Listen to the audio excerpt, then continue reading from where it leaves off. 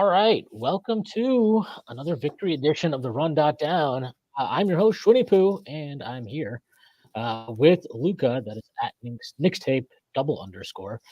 The Knicks win. What the hell was the final score? 119, 112? 119 1. Yeah.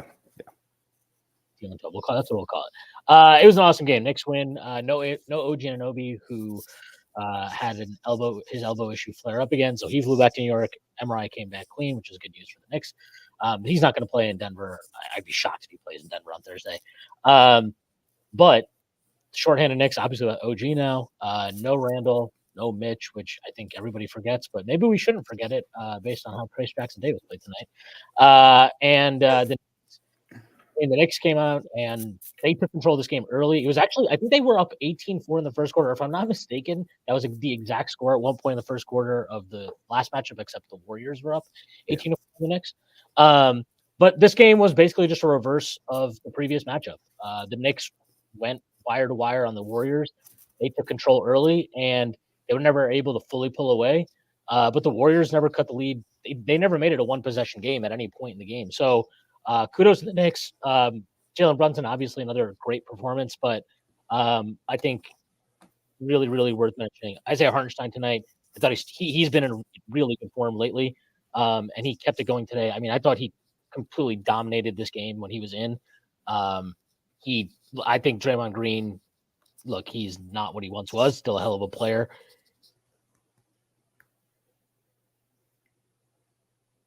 Game defensively was probably one of his best passing games ever. I mean, this was some spectacular shit that he was doing tonight. Then Deuce McBride, career high 29 points, 16. He was an leading scorer. I'm almost positive at one point in the second quarter. He had 29 in the game, 9 of 13 from the field, 6 of 9 from 3, 5 of 6 from the free throw line. I think a minute and a half or something at one in the fourth quarter. And then as soon as Steph Curry checked back in, Tibs put him back in for Burks. So, again, good job by Tibs as well. And then Josh Hart, what can you say? He played wire to wire, another triple-double, 10, 11, 11. 5 of 18 from the field. I would love if he could find the three ball again, but we will live with it if he's giving you everything else he gave you. And, again, with him, I don't even think this triple-double box score performance really captures what he did. But awesome game from those three. Obviously, Brunson as well. DiVincenzo had a solid contribution. And they got just enough, I would say, from the bench. They got a combined 15 points from the bench. I guess you'll take it, but whatever. They got enough to get the win, and this is impressive. I mean, they're 3-0 on this West Coast trip now, 41-27. I want to look at the standings here. I think they put themselves now 4 games up on Miami, and so they're 3 games up on Miami and Indiana. 3.5 on Indiana, 4 on Miami. They're 4 games up in the loss column on both those teams, and they've already clinched the tiebreaker on both of them. So effectively, this is a 4.5 and a 5-game lead the Knicks have on those two, who are the 7-8 teams right now, both in the play-in. So again, awesome win for the Knicks. Meant a lot, especially with Indiana dropping a game today at home against Cleveland. So you keep pace with Cleveland, and you gain some separation from Indiana. I think that's probably the best thing you could have hoped for tonight. Awesome win. Luca, what are your thoughts?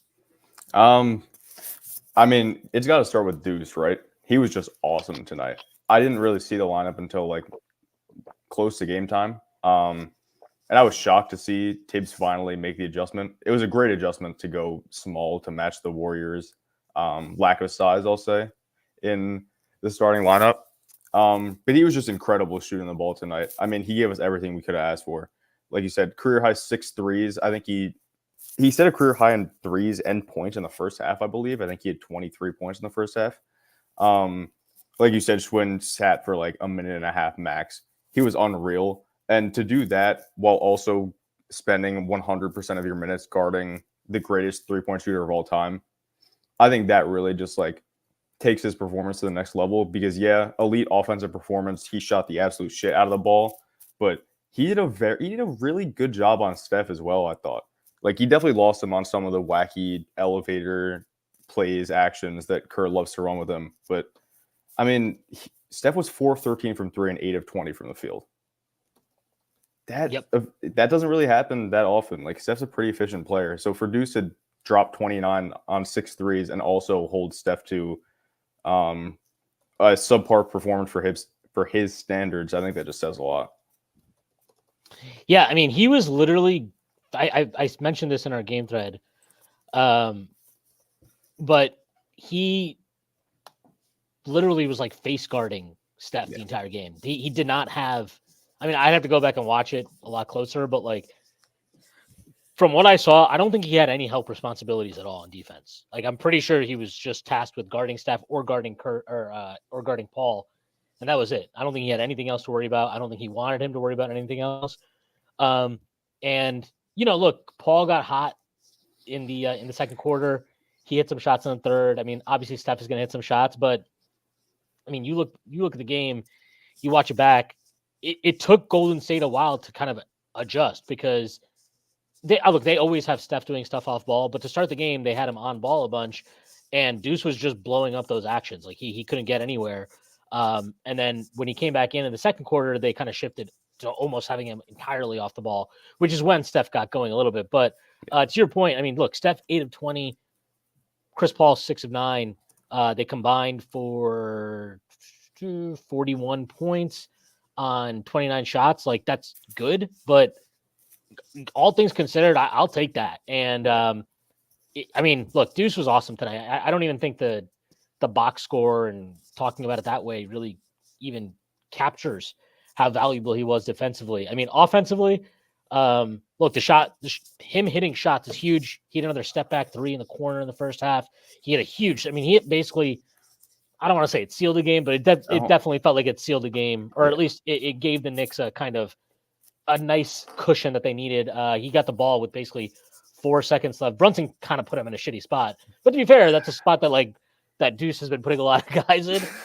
So Deuce got it done to him, but he came up with a big 3 over Draymond, drained around his face, put them back up 12, I think with just about maybe 4 minutes left in the game. Mm-hmm.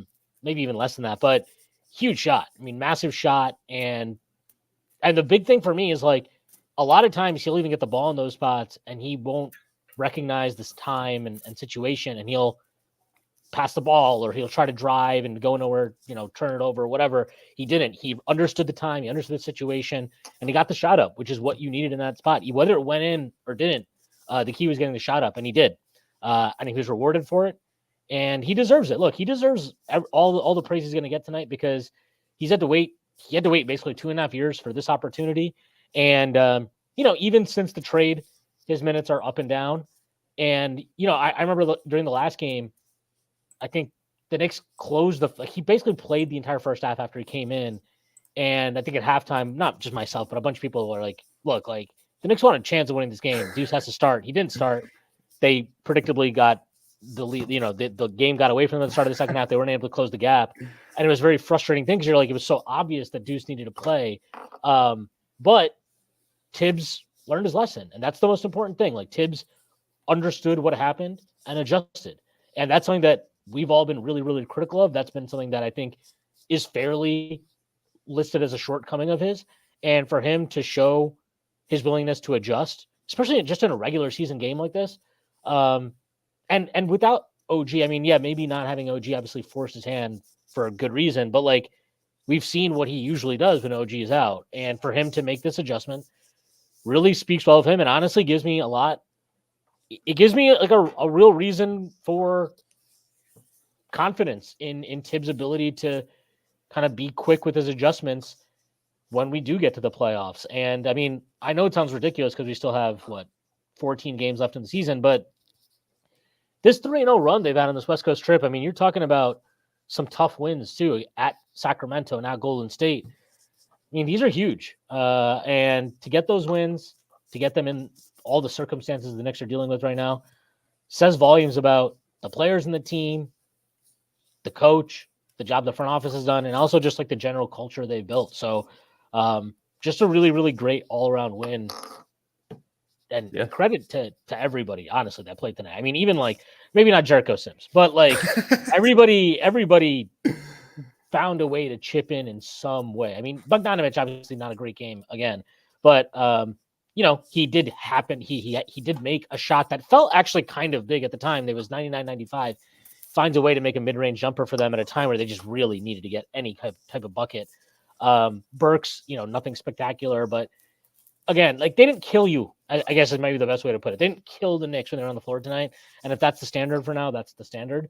But yeah, again, just credit to everybody and look, that entire starting five, and specifically Hartenstein, Deuce, Hart, and obviously Brunson, who I don't even think needs to be mentioned at this point, but just really, really spectacular stuff from all of them. Yeah, I thought Brunson had like a weird bad fourth quarter. I don't even think. I think he was just bad. It was so odd to watch because like you'll see him.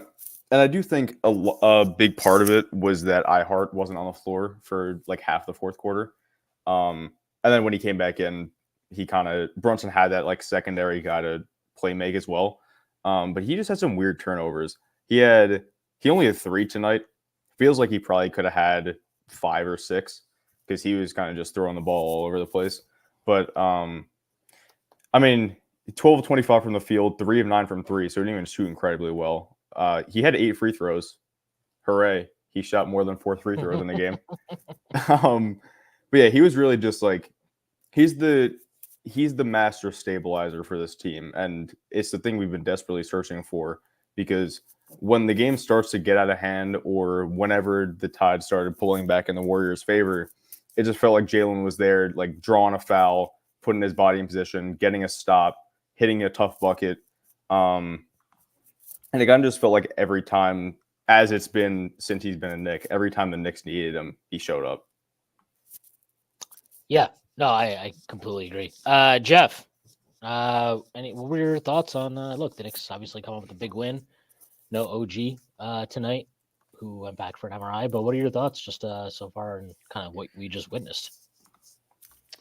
That was amazing. That's what my thoughts are. Real nuanced thoughts there. I mean, the Knicks had everything thrown their way. Like they had no business winning that game if you just isolate for what they were up against. Like their MVP, clear All-NBA player. The Warriors are a really smart team. Like nobody can deny that. They're extremely well coached. They're extremely well prepared. And they, from the opening tip, said, we're going to do everything we can to make sure Jalen Brunson can't beat us. They were blitzing him at every turn. And they were like, we don't trust that the Knicks have enough outside of him. And Jalen Brunson didn't force it. Me and Schwinn talked about this, I think, last time I was on. Trusting his teammates on the short roll, trusting his teammates when he's being blitzed, and letting offense occur organically. Isaiah Hartenstein gets like 4 or 5 floaters just off that immediately, and the Warriors have to adjust. Like Jalen Brunson is extremely skilled, but he's not having the game that he has if it doesn't start with him making the Warriors pay for the attention he gets. And like, let's not understate the attention that he was getting.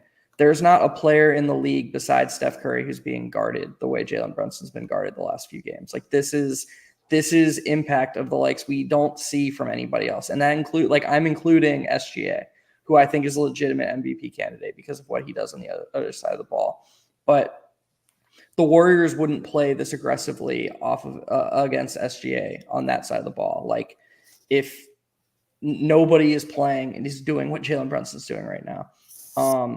And so it's on him to say, okay, I'm going to take what the defense is giving me, and I'm just going to, even without OG, even without Randall, I'm going to trust my teammates to, make sure that the defense can't just do that the whole game. And Isaiah Hartenstein did it. Deuce McBride did it. It was just really, really encouraging from the start, and that allowed Jalen Brunson to get his feet into the game because they just couldn't defend like that. And then, of course, the other side of the coin is that Brunson is just so skilled. Once they give him an inch, he takes the mile because he's just unbelievable. His footwork, his ball handling skills, oh my God, that lefty inside out dribble. People don't have a chance against it. Like he gets people at defenders every single time. We're remarkably fortunate as Knicks fans that this guy is the best player on our team. He's something special, and we can say that pretty much any night. It's weird. It's actually quite weird because I didn't really feel super strongly about his game against the Blazers when he scored 40 points. I didn't think he played well at all in that game. I just thought that it was like a bad team and he was forcing it a lot. And I remember after that game when everybody was like, oh, like this is good. Like, you know, I'm a Knicks fan too. And of course I understand Brunson's value, but I just found it weird how high the praise was after that game. It was just like, it was a bunch of box score watchers. And I felt like a Grinch, like sitting on the sidelines being like, man, it just wasn't like, it was the Blazers. And I don't think he played well at all. And then he just turns around and has these games against the Kings and the Warriors. And it's like, there it is. Like that let's all get in lockstep behind this guy and just talk about how good he is now, because that was so special from him. Yeah, it was today was awesome. And this and the Kings game I thought were spectacular performances from in different ways. But before we talk about this even more, I do have to mention we do have a couple sponsors. BetOnline continues to be your number one source for all your basketball wagering needs, including pro and college hoops throughout the year. With up-to-the-minute odds, stats, and trends, you can follow your favorite team's path to the playoffs with in-game live betting, contests, and all the best player props. Experience the world's best wagering platform anytime from your desktop or your mobile devices. Head to BetOnline today to become part of the team. And remember to use promo code BLEAV, BLEAV, for your 50% welcome bonus on your first deposit. BetOnline, the game starts here.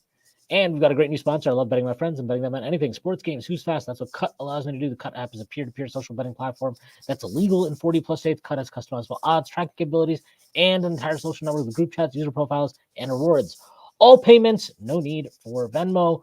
If you had bet, say, on the Knicks to cover plus 6.5, you would have been sitting pretty even at the climactic conclusion of the game at various points when it seemed maybe the lead would slip from their grasp, but it never did. Use our promo code BelieveKnicks, BLEAV, Knicks, for a 10% welcome deposit bonus. Don't forget that promo code. Again, that's BelieveKnicks, BLEAV, Knicks. Put your money where your mouth is. All right, let's get to some comments real quick. Chris Bernard. At this point, I feel for Bojan being a good offense player and hasn't been able to score consistently since. It must be getting to his head and it's hurting the team. Yeah, I mean, I think he's definitely in his own head. I'm look at every time he misses a shot, it bothers me. But I have no reason to suspect that he can't shoot. Like, his track record is what his track record is, and good shooters have bad stretches. If you want an example of that, look at a guy called Klay Thompson playing for the Golden State Warriors, who shot like an asshole for a lot of this year and has all of a sudden started shooting better. Happened the same thing last year. Like, do I think is Bojan Klay Thompson? No. Is he slow? Yes. Am I a little worried that he can't get any separation no matter who's defending him? Of course. But he's missing open threes that I just expect him to hit at some point. And I do feel like when you're watching him, you're seeing him kind of search for what his role is, what is he supposed to do in certain spots. And I think that's been a struggle for him.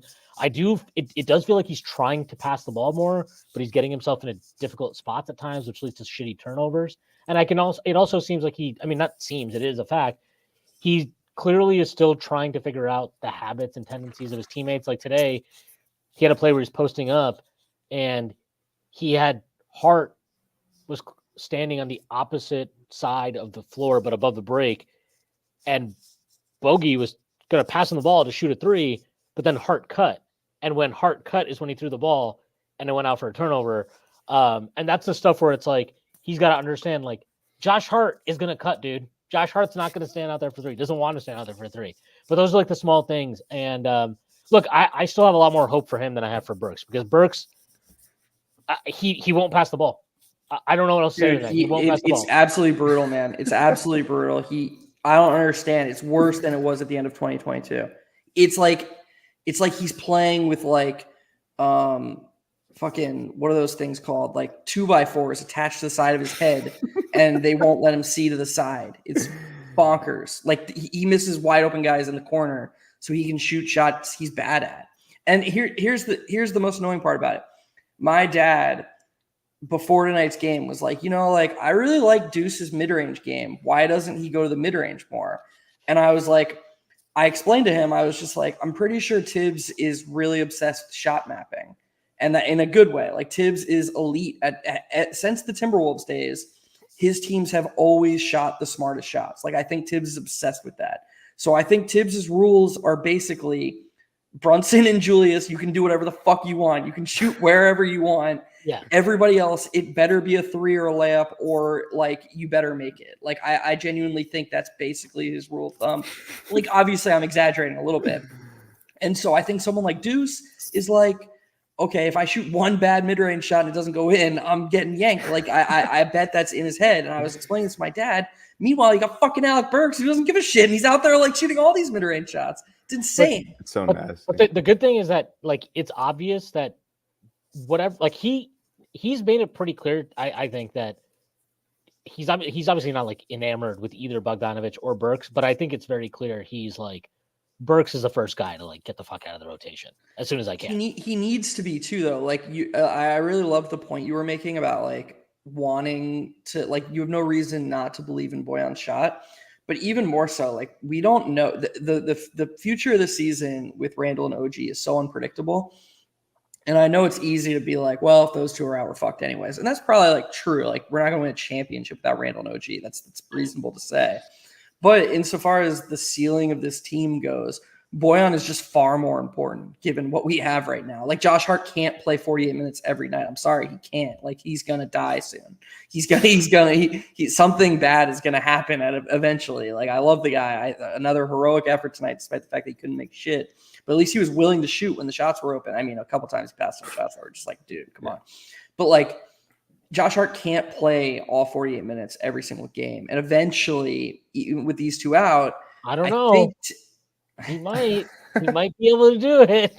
Okay, fine. It's what's the Dark Knight line? Like you either die a hero or you live long enough to see yourself. Like he's either gonna keep doing it and die. Like he's just not gonna be able to play 48 minutes the rest of the season. Eventually, Tibs is gonna have to be like, okay, Bojan, we need some wing minutes. Like you're the only other option, and he's gonna play him more. And yes, it's on Bojan to help me, earn Bogey Tibs' Juan Kenobi. You're my only hope. Exactly. But like it's on Bojan to earn more minutes. But like at the same time, I think it's just kind of inevitable because I don't think Hart can keep doing this. Yeah. This is a good point Kev Love X brings up. He gets a lot of grenades and spot ups. He's never in rhythm to knock down his spot ups. Yeah, I agree. Look, the spot up stuff is just he's either gonna make them eventually, or we caught him at the worst time in his career where apparently he lost the ability to do that. But like he had like 3 or 4. I do agree. He's getting like an inordinate amount of weird grenade possessions. Like even in the fourth quarter, there was one he got where like Brunson got Curry on a switch. And so Draymond was switched onto Bogdanovich. And then he swung the ball to Bogdanovich. And I'm like, what? You have Curry. Like, that's the matchup you've been trying to draw. Like, they ran 2 fucking separate pick and rolls to get this matchup. And then he's like, you know what? Fuck this. I'm good, bro. Like, this is all you. And I'm like, this is crazy. What are you doing? And then, Bogdanovich tries to take Draymond. Like, Draymond was clearly baiting him, too. He takes him off the dribble. And you can see in, like, Bogdanovich's head, he's probably like, oh my God, I turned the corner. I'm just about, nope, get the fuck out. Like, it's a bad spot, but it happened to him a couple times with Deuce. And I think in general that bench unit, and actually I think there's a good comment. Tibs brought this up after the last game against Sacramento. And it's true. I think you can see it. He's like, that bench group is still trying to figure out like what the hell they're doing together, like how to play off of each other. And I really believe if you take Burks out of that fucking spot, it would help a lot, because every time this guy gets the ball, it's like everybody else has to space out and just watch him cook. It's Burks time. Yeah, and he's not cooking anything. He's cooking like a fucking, I don't even know, like a fucking, I don't know, some really disgusting high school lunch meal that I can't think of right now. That's what he's cooking. Like, he's cooking dog shit. All right, he's cooking spam. Like, it's just ridiculous watching him play right now. But like Bogdanovich, I actually feel like, and I'm sure people listening to this are sick and tired of me hearing me say this, but like it does feel like he's trying to adjust, whereas Burks is just like trying to do Alec Burks stuff. I mean, I still can't get over that stat you posted that you mentioned on your pod with XJ, where you were like, he has the highest use or the second highest usage on the team to trade, which is fucking insane. But yeah, I agree. And yeah, this is Kev Lovex says again, not entirely his fault because he has ran with non-initiators like Deuce and Burks and other lineups and starters. He always looks good, in my opinion. Yeah, I mean, like it looks good versus making shots is always like a separate thing. But I agree, he looks better with the starters or in groups with starters. And again, this is an annoying part of like the OG going out again, because you really wanted OG to start, because it seems like Tibs has kind of landed on, okay, OG is going to be the guy with the bench. He's going to be the starter I have of my 3 guys. He's the starter I'm going to have with that bench group. And now him being out is kind of like whenever he does get back or whatever. I mean, he's probably going to be in and out of the lineup, I would assume, for the rest of the season, regular season anyway. They just have to find a way to establish some chemistry because that bench group, like, man, I love what Deuce gave us tonight, but like when Brunson's off the floor and it's time for him to run the show, he still either is like deferring too much to Burks or not creating and then putting guys in tough positions. That's like the next step for him. I think he can get there. I think it's a matter of him kind of trusting in his own ability to not just take guys off the bounce, but once he gets past them to like capitalize on the advantage he's created and not just to be like, okay, what do I do now? Like he had that possession. Well, I don't remember. It might have been it was in the second half where he like drove. It was at the end of the third quarter. He drove. It was like he drove. He's in the paint, and then he dumps it off to Precious, and I'm like, that's just not a thing. Like Precious is like 10 feet from the hoop in floater range, and that's like you either have to put the shot up there yourself. If you're gonna run the clock down that much, you've got to shoot it yourself. But that's like look, this is part of his maturation and growth as a player. So we'll see how that goes. This is from Jordan Bubb. Jalen Brunson tonight, 34 points, 4 rebounds and 7 assists, 12-25 field goal, 12 of 25 from the field. The first Knicks since Carmelo Anthony to average 40 points per game over a 3-game span. Unreal what number 11 is doing. Thoughts on it? Any of that, Luca? I was going to ask you, any thoughts on your favorite Nick, Carmelo Anthony, being mentioned? I'm happy that there's now somebody that has done it more recently than Carmelo Anthony. That is my thoughts on Carmelo Anthony. Yeah, no, Jalen's been awesome. I kind of agree with Jeff in the sentiment that I didn't think his Portland game was that great. Like, I thought the scoring was necessary because nobody else was doing anything. But that was a really ugly 40. And then, like he said again, the Sacramento game, and then tonight he was just like wonderful. And I think it really sucked. Like, obviously the OG injury sucks because then if Tibs keeps playing Deuce, we won't lose the spacing. But like, let's say he goes back to Precious at the 4 because the Nuggets are a bigger team. Then we lose that spacing, and then it's just so obvious how much better he plays. Like, no shit, but he's going to play better with better spacing. But I think it's super apparent for him, or super obvious for him, to me at least, because he's so like aware of where guys are going to rotate to on the floor. Like, he and Dante have great chemistry. There was one play from the Kings game where somebody set a pin down for Dante in the left corner, and then he curled all the way to the right wing on a Jalen drive, and then Jalen hit him in stride for a 3. Like, that type of stuff is just not going to be as readily available with the 2 center lineup that Tibs has been running in OG's absence previously to this. And Jeff, we talked about this a little bit before the game. It's now on Tibs to maximize the guys that he is going to play and the guys who are going to carry this offensive burden while OG and Julius get ready to return. And I maybe it's starting Bogey. He ran a lineup at some point at the end. I think it was like to start, or maybe it was halfway through the fourth quarter when iHeart came back in. It was Brunson, Hart, iHeart, Bogey, Burks. Like, I didn't love that lineup. I would probably put Deuce in. I think you're talking about literally the minute and a half when Deuce was out. Yeah. And I think he pulled Burks, or maybe he left Burks in. Yeah, no, he left Burks in. You're right. Yeah, that was the lamp. I think he was just trying to get Deuce like any break at all with Steph off the court. Yeah, I mean, yeah, I agree. But I just think like he's got to take advantage of the spacing we have. And even if the Pistons guys aren't shooting the ball well, their spacing still matters. And hopefully Burks, like you said this on your pod with XJ a couple episodes ago, he was taking more than 60% of his shots from 3 with the Pistons. It was below 50% with the Knicks at the time of you guys recorded, and it's probably like below 45% now. So just it's kind of on Tibs to take advantage of the spacing because it's really obvious when Jalen doesn't have spacers on the floor because he just seems to almost overthink things because he's like, all right, can't turn the ball over. I got to make sure I get my guys in my spots. I got to get us in sets. I wish he was overthinking at the end of the game. He was like going I don't know what wild. He threw that fucking full court pass to Dante. That pass to Dante was fucking insane. Yeah, that was I couldn't believe Tibs didn't call a timeout after Dante caught it and pulled out. Because I was just like, that was fucking insane. What are you doing? Like, don't ever do that again. Dude, my dad is like a historic lunatic when it comes to being nervous at the end of games. Like no game. So my dad's rule, because he's like a Jets fan and a Knicks fan, so he's just like permanently miserable.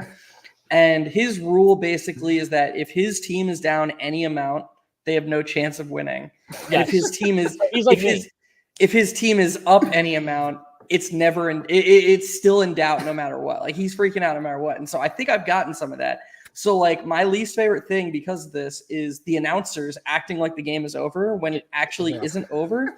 Breen's good at this. Breen is really good at this, by the way. Breen's like, I don't know why these people are leaving. Yeah. Ruko was doing the opposite of that tonight, though. He was saying the Knicks record after the win as the Knicks are like fucking around throwing these passes. And I'm like, what's going on? And then Clay comes down, hits a 3. Steph hit a 3, and I was like, "Can we not do the Mavericks thing again for the love of God?" Oh my, dude, that's such a good call by you, Luca.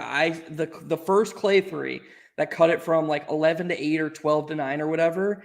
It was so reminiscent of I forget who I think it was Christian Wood. Christian Wood hit this ridiculous 3 down 9 that just didn't have to go in, and if it didn't go in, they wouldn't have even bothered. Wave the white flag. That would have just been it. If we get the rebound there, but because it goes in, they start trying. And then, I mean, obviously, fuck, Jeff, if you were in our live game chat, you would have seen me literally bring this up as people were like, what a great win. I was like, shut the fuck up. Do you guys not remember the Dallas game last year? But yeah, look, again, let's get to some more comments here. Let's get to Hartenstein comments. Isaiah Hartenstein was going to say tonight, 13 points, 10 rebounds, 5 offensive. He had some huge ones in the fourth quarter too. 4 assists, which I don't even think that he like captures how good his passing was tonight.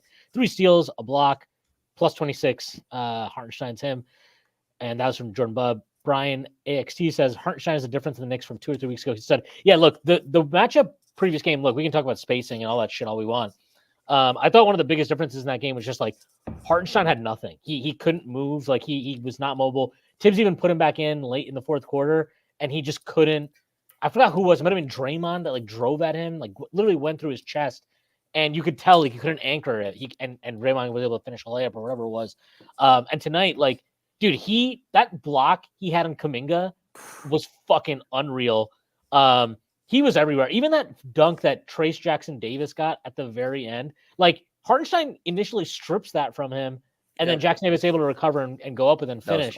But that was an incredible finish by him. Probably should have been an N1. But like that was I thought Hartenstein was amazing tonight. Honestly, like as great as Hart was, and to me, like the player of the game is either between him or Deuce. I mean, you probably just give it to Deuce because he played like 97% of the game. But like Hartenstein was awesome. I mean, if he doesn't play tonight, they do not win. Like I think there's a world where like if Deuce doesn't win, then maybe they can score enough to win. Or if Deuce doesn't play, they can, like if Hart doesn't play, I think they can, there's a conceivable world I can imagine that. I don't think there's a fucking chance in hell if Hartenstein doesn't play tonight that they win. He was that important to that victory tonight. He was incredible. To me, he was his minutes when he was on the floor, the Knicks destroyed Golden. Like, and I know, like, obviously plus 26, you're like, yeah, well, no shit. But it doesn't, like, you know, there are times where guys will get these awesome plus minuses and you're like, what? I don't even remember what he did. OG. Yeah, well, OG is just the master of this, but that's because he's like doing things on defense. And you're like, wait, what? But Hartenstein tonight was like, you could, like when he came out in the first quarter after like, what is it, like just over 6 minutes left in the first quarter. So he barely even played 6 minutes. I was just like, can we extend him a little bit more? Because he's fucking killing it right now. And he's been on a nice little run, man. I thought he was awesome in that Kings game too. He had fucking Sabonis in hell. He had Sabonis in hell in that game. And he had Draymond in hell tonight. The game against the Kings, I've been wanting to talk about this since then, so I'm glad you brought it up.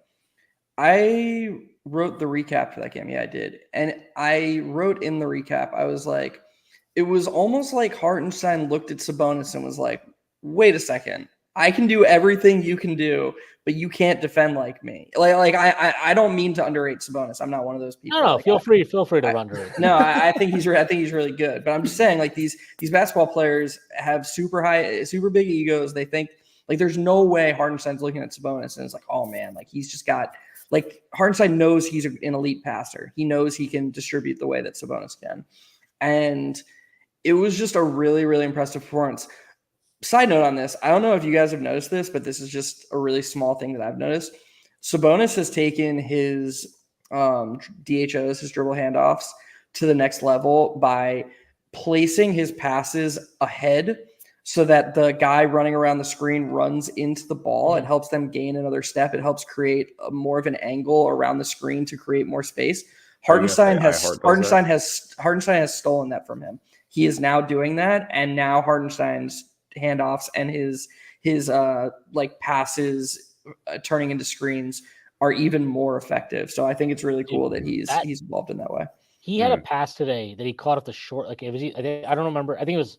I'm not sure if it was off of blitz or if it was off a short roll, but like he caught it in the middle of the paint, and he like took a step, and then he had 1 foot in the air, and like somehow threw this crazy pass to Dante on the wing for a 3, and I was just like, I don't even know how the fuck you got that pass off. Like I don't even know. Like I don't understand the physics of it. I don't know how you fucking saw it.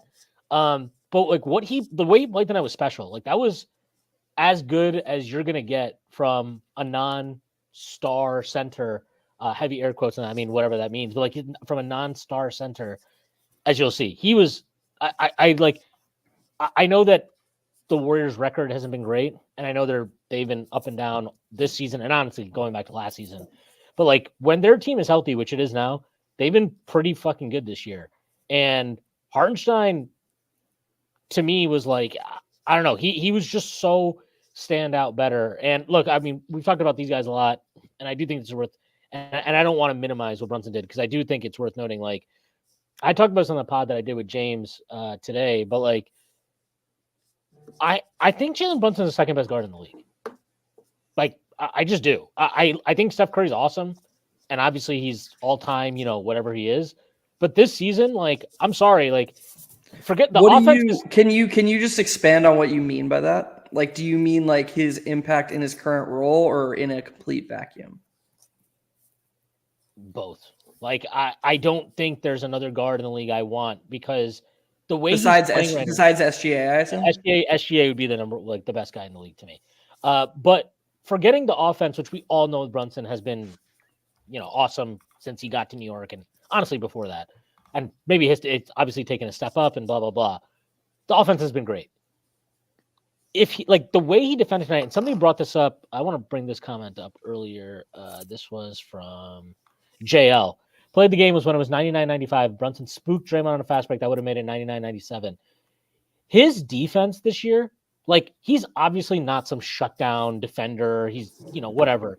But the effort he's putting in and the level he's playing on that end makes everything, like, it means that the weakness the Knicks have on that end is smaller than it is, like, and I'm telling you, go watch Brunson tonight, and go watch fucking Tyrese Halliburton play. Go watch him.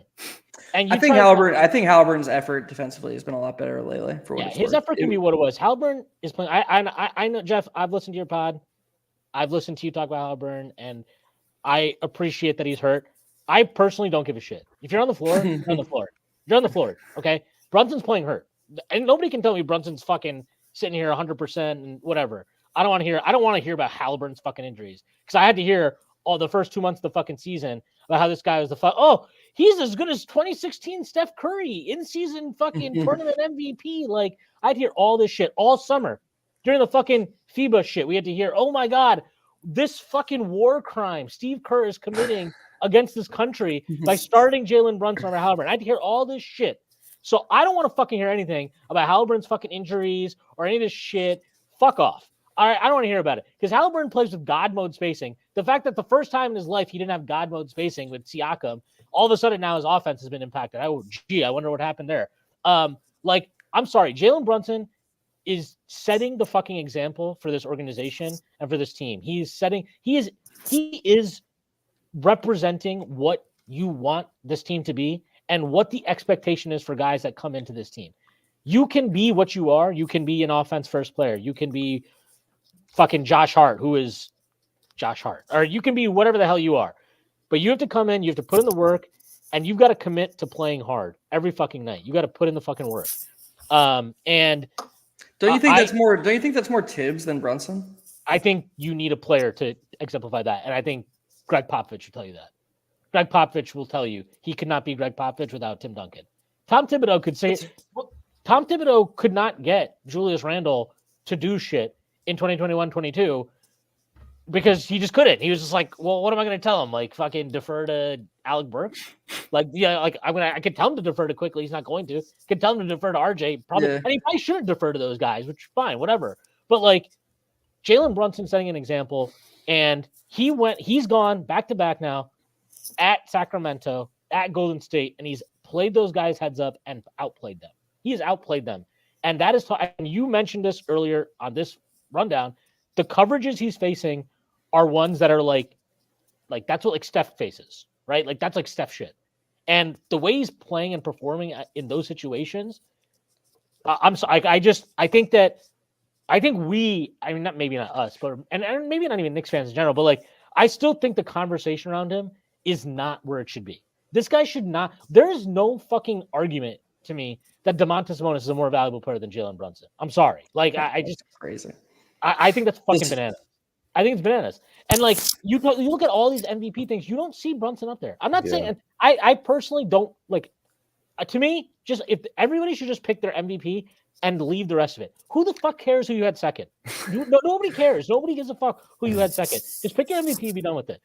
The Sabonis thing is really weird. I would be interested. I would be a lot more interested in talking about like Sabonis is so much worse than Brunson this season. It's not even, I don't get why he's on the ladder. And he's good. Like he's really good. Yeah, he's a good player. Like I just don't get it.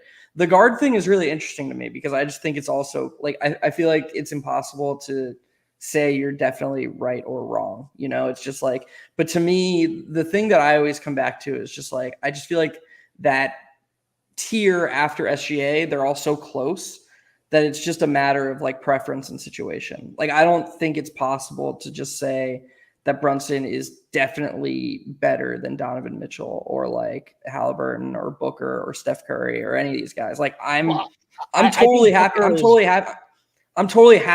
to go to war with Brunson and say Brunson's better, you know, like I'm just saying if we're actually speaking like objectively rather than just like, oh, we're Knicks fans, we're going to bat for our guy. You know, I just think it's a different thing. I just feel like that tier of guard, there's so many good guards. It's crazy. Like the league is so skilled these days. I'll tell you this, like Donovan Mitchell, like really good player.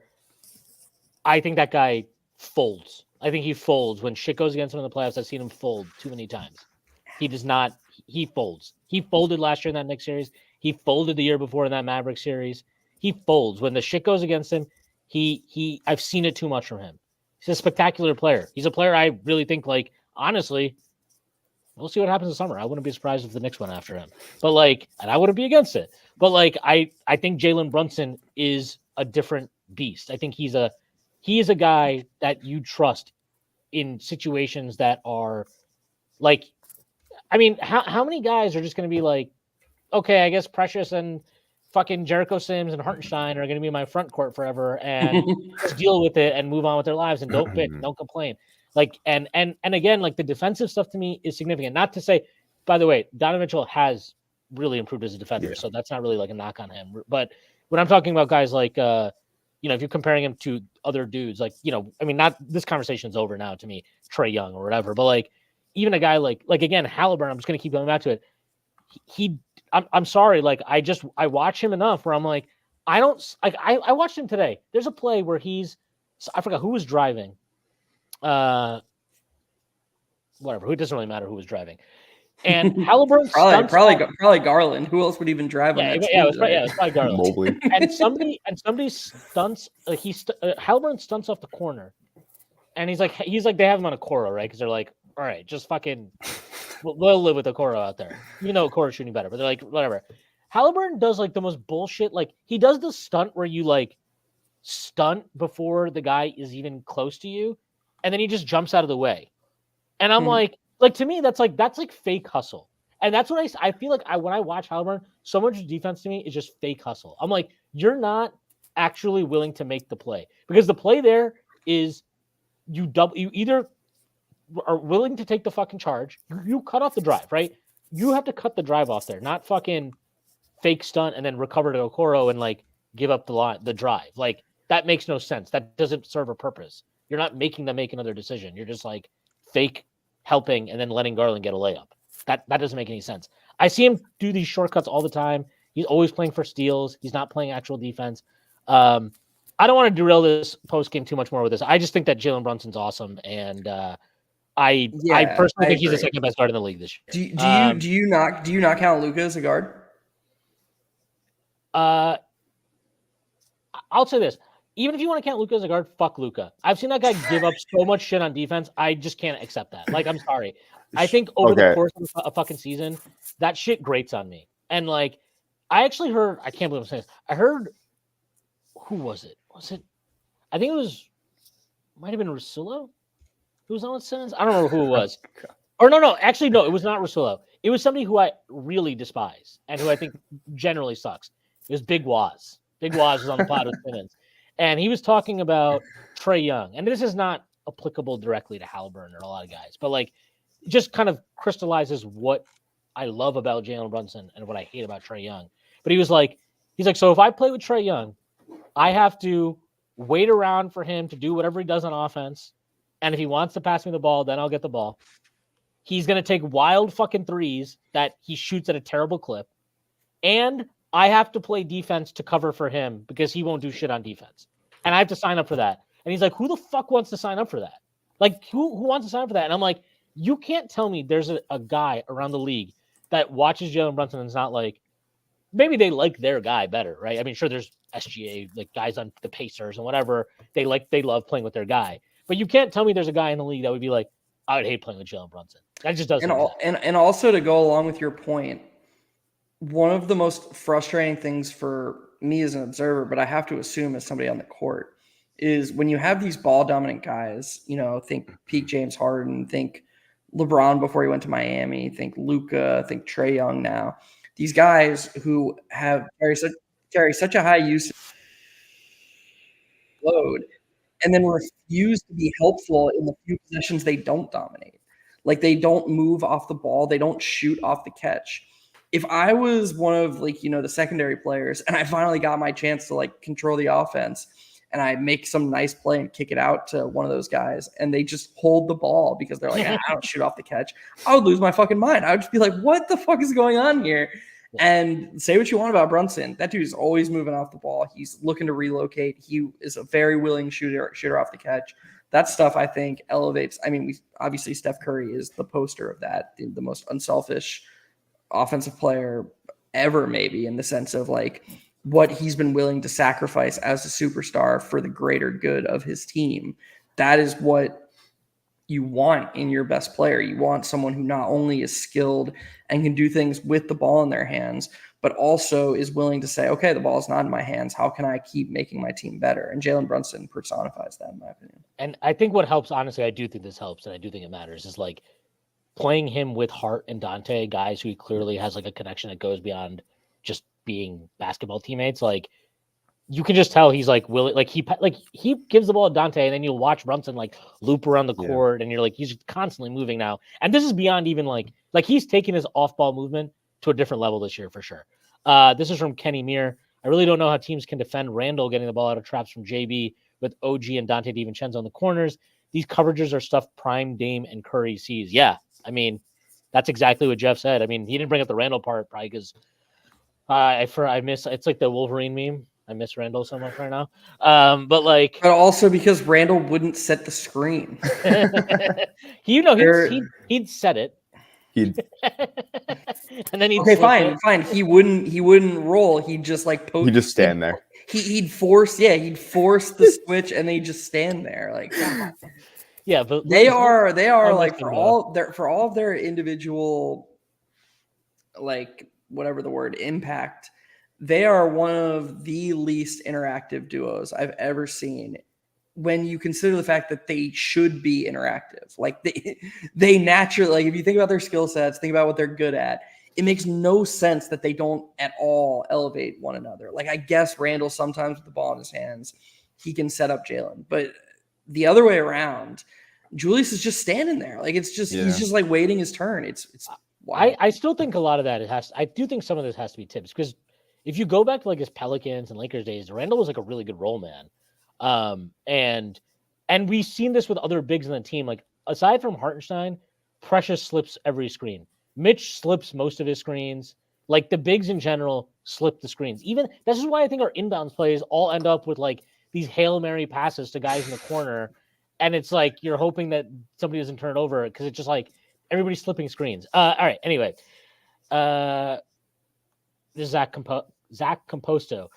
If OG's actually out for a bit, I'd keep Deuce in the starting lineup. What do you think about that, Luca? I think we have to. Like, I'm just gonna go back into my. Well, not okay. Maybe we don't have to keep Deuce in the lineup, but like, I don't think there's any. I know this next stretch of games upcoming is not the hardest. I think after Denver, we have like the Raptors and the Nets, and I think we play the Celtics again soon. Actually, I don't know off the top of my head. We've got a really nice 3-game stretch coming up. I think it's Spurs, Raptors, Nets in some order. I don't know, man. Wemby's coming. Dude, he's so good. Yeah, That's kind of scary. Oh no, it's actually easier than I was giving credit for. It's Nets, Pistons, Raptors, Spurs. So a 4-game stretch after Denver. So you're not worried about Cam Thomas, is what you're telling me. If Quentin Grimes was on the floor, I would be. I mean, dude, the Nets are. Fun. I don't even like think like it's like the Mad Men meme. Like I've never considered them a rival or even thought about them at all. But like as an NBA fan, I do check in on the Nets, and it's just like, I mean, I don't even have to imagine what that must be like. That was what we were like 5 years ago. But shit, man, they gotta trade Bridges. They gotta trade him like 2 years ago. Yeah. They've just ruined the trade value of so many of their guys. Sorry, Luca, go ahead though. Getting back to it, like I think there's no reason or point or benefit to going back to the 2-center lineup to start. He's done with that, Luca. He's done with that. I mean, it is Tibs. I hope you're right. And like, I don't know how you can go back to it after tonight, but if it's not Deuce starting, it's got to be Bogey, right? And I'd much prefer Deuce, to be honest, because I still think Bogey has some merit as a playmaker off the bench. I don't know. I was going to say this earlier. It feels like a majority of the time when plays are set for him, he's looking to initiate for somebody else. I would love for him because, as Schwinn has said, I think he's still feeling out the offense and like picking his spots and whatnot. But I wish he would be more aggressive because it would just like he has super underrated playmaking skills, especially as a guy who's like a bigger 3, I guess you would call him. What, he's like 6'7", so he's a mismatch for a lot of guys. And I just wish there were ways for him to take advantage of it because I have noticed that like he's very slower than. Maybe he just looks slower than he was in Detroit. I don't know what's going on there. But just getting back to the starters, like you can't really take Deuce out of the lineup after tonight. Like iHeart and Hart are just say what you want about their offensive abilities and consistencies. That defensive trio is just absolutely nasty for any team to try and go up against. Yeah, go ahead. No. Finish. I was gonna say, like, even Denver, right? Because you take Deuce. Let's say the same starting 5. iHeart on Jokic, Deuce on Jamal Murray, and then a Hart on like KCP or something. I have no idea who that was. They'd have to put Brunson. They'd have to put Brunson on KCP because Porter and Gordon. I think he's going to go with some iteration of a big lineup against Denver. They should fucking fly the team home tonight. And they should leave like Charlie Brown Jr. and Tibs should go back to New York too. And he can let Johnny Bryant coach this game. And like they should just fucking roll out the scrubs. Like they're not going to win this game. They're just not. Like Denver is going to beat them. And this is an opportunity. Like you've done your fucking job on this road trip. If you told me before the road trip, OG's going to be out after the first 2 games, and you're going to go 3-1, I would have been like, yeah, great. Fucking sign me up for that right now. Dude, forget the injury. If you told me OG played all 4 games, like there's a chance I would have signed for 2-2. I was signing for 2-2 after last night. Yeah, that's the Kings game rather. Yeah. Well, they were guaranteed 2-2, Luca. Well, I know, no, obviously. I was good for it then. Yeah, no, I was good for that. No, but like banking the 2 wins was big, and like to your points, when getting tonight and like at least having a 3-1 West Coast trip is big for standings. It's big for rest. I think I saw it earlier. Jalen only played 35 minutes tonight, which is nice. So, kudos to Tibs. Tibs has done a good job limiting Brunson and Hartenstein's minutes. He deserves a lot of credit for that. Not so much. Deuce. No, Hart is like Hart. I think the medical staff like is not allowed to examine Josh Hart. Kenny Muir says the Knicks have gotten so much better with the movement off ball in the shorthanded stretch. It's natural to change if Randall comes back, but they can't go away from this completely. I agree with that. And I also will say like this is where I think Deuce helps. Like, look, the Precious. I don't even want to get into the Precious thing, but Deuce is a good cutter. We saw that tonight multiple times. He had a layup in the first half from Josh Hart off a cut. He got 2 cuts from Hartenstein in the third quarter. One, he was able to feed to Brunson in the corner for a 3. The other one, I don't remember. I think he might have just swung it out to DiVincenzo because he couldn't get the layup. It's fine. Like the Knicks ended up getting a decent shot on the possession. But like, there's just more natural. There's more movement because you're going to have more movement. Like Josh Hart is going to move, right? Brunson, we just talked about, has incorporated all this off-ball movement in his game. DiVincenzo is constantly moving. Like you put 4 guys that are moving around Isaiah Hartenstein, the ball is going to move. The players are going to move. It's kind of natural. Like and it's also natural that yes, when Randall comes back, that will decrease. But there does, and I do think there was a little bit of this, at least in terms of like Randall's willingness to utilize shooters. So he's always going to hold the ball. He's always going to kind of like survey the landscape and then make a move. But I think if you can still have those 3, depending on and we saw this right with once they got OG, there was more movement, ball and player movement, even with that starting lineup. So that does need to continue, and hopefully it does. This is from Constantine. But wait, but can you go back to the last comment, Schwinn? Yeah. The Kenny comment. I just want to say something me and XJ talk a lot about. The natural Knicks fan reaction to this is going to be like, holy shit, they beat the Warriors, and then they're going to get Randall and OG back. And it's really important that people remember that, like, it doesn't work that way. Like, Randall isn't going to be a purely additive addition. And, like, working Randall back into this rotation is actually going to be really complicated because a huge part of what Randall does, as I was talking about earlier, it conflicts with what Brunson does really well. So, like, yes, this version of Jalen Brunson is amazing. Jalen Brunson is amazing all the time. But, like, especially, we're getting, like, 120% of Brunson right now. Yeah. That's not, like, it's really hard for that to happen and have Julius Randle play his best. That's why Randle is such a murky piece. Like, and I don't mean that in a negative way to Randle. Like, he's 2-time All-NBA. He's a really good player in his own right, but he's just a tough fit on a really good team because he doesn't just do these seamless additive things like the really good role players do, but he's also not a high enough level star where, like, yes, you just always want him on your team because he's going to guarantee that you get to the highest of highs. So he's just kind of in that tweener impact tier that makes him a tough, non-seamless fit. He's almost the inverse of an OG Anunoby. So if you're out there and you're like, oh man, like, we're doing this and we don't even have our All-NBA guy, like, no, the Knicks aren't better without Randle, but they're definitely not going to be this plus an All-NBA guy. There's going to be some stuff they're giving back when Randle returns, not to, rain on the old parade. Yeah. I mean, to push back a little bit, so when you said this earlier, and so you, Jeff, like, about having Julius, like, play off of shooters, I think, like, having shooters out there with him, because ideally OG will be back by the time Julius is back, right? So it'll be Jalen, Dante, OG, Julius, iHeart. Having him play off the guys, and especially with the way iHeart's gravity has been with his passing recently, getting Julius in space is just going to, like, he's going to be in space. He's going to be able to get downhill with probably one-on-one or just, like, an open paint. And because iHeart can space to the corner or whatever, he can space to the wing. I think he's going to have a lot of space to operate offensively. And if he at least shows that he can be a willing shooter from 3, he hasn't shot it well at all this year. I think he started to shoot it a little bit better before he got hurt, but we'll have to see how that pans out with the shoulder injury. But there are ways, like, I mean, I agree with you. I don't think it's going to be perfectly seamless, but there are ways to make it look less janky initially, I think.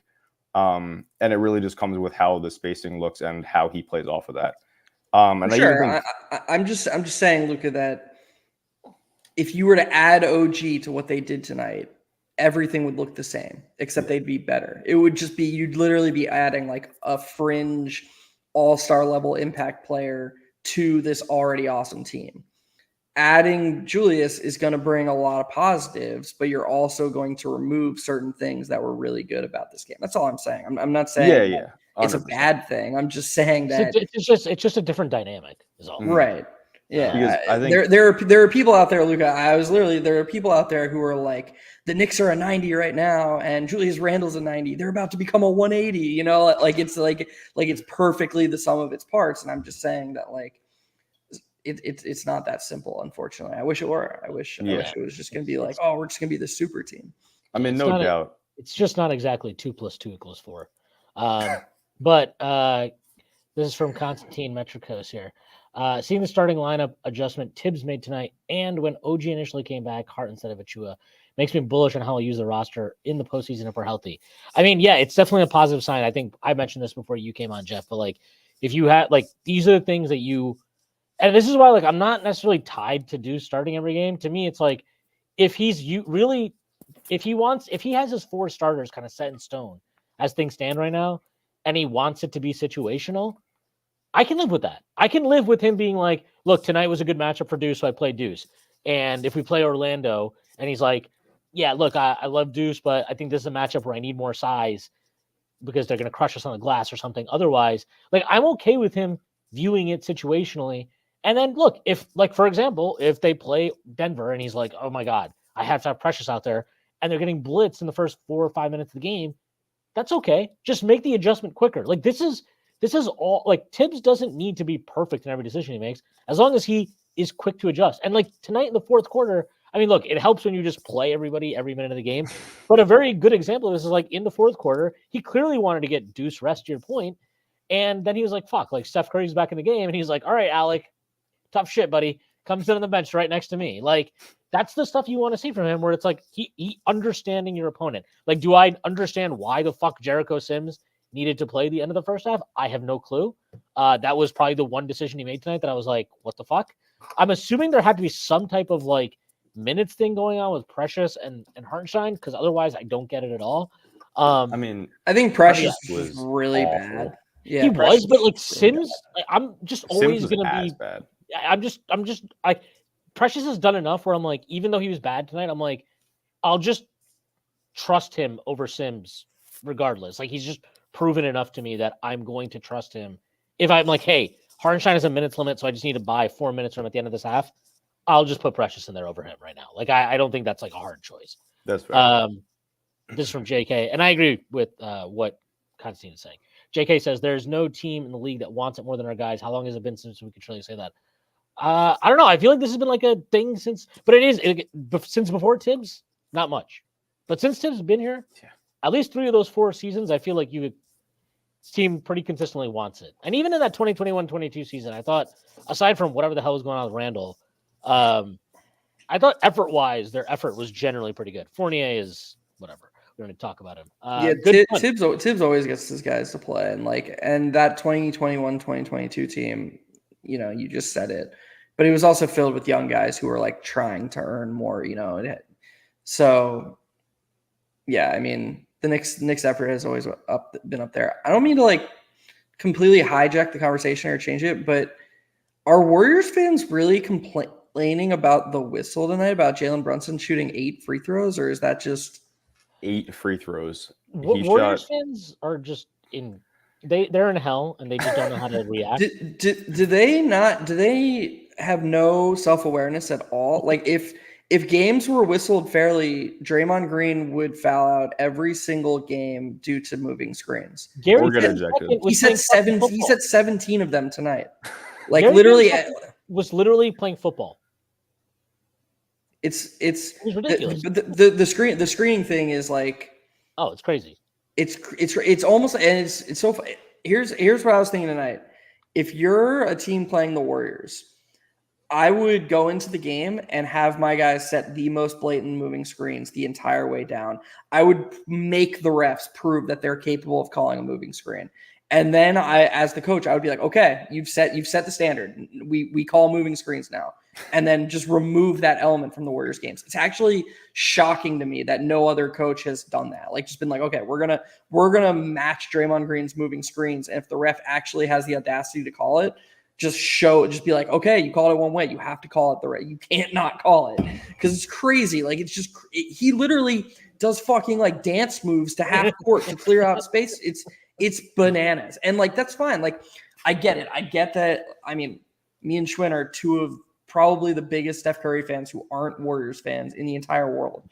Love Steph Curry. Glad that these moving screens have helped him become one of the greatest players. Like it's inarguable that they've helped. I'm not saying they're responsible. I'm just saying I'm glad that they've been a part of it because I love Steph Curry.